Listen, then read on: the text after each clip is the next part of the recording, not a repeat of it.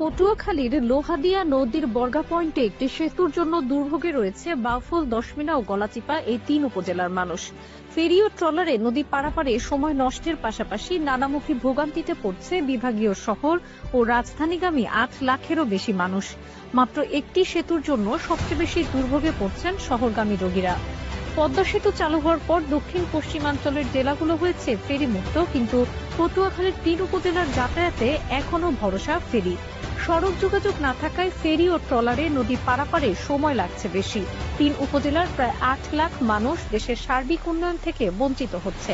এই অঞ্চলের মানুষের বহু বছরের লালিত স্বপ্ন লোহালিয়া নদীর উপরে বগা সেতু নির্মাণ।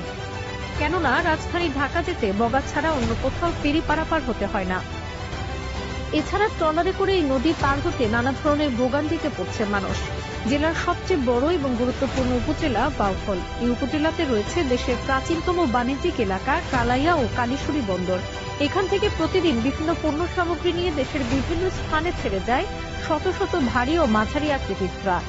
বাউফল ঢাকা মহাসড়ক দিয়ে বগা ফেরি হয়ে রাজধানীতে চলাচল করে দশমিনা ও গলাচিপা উপজেলার বহু যাত্রী ও পণ্যবাহী যানবাহন।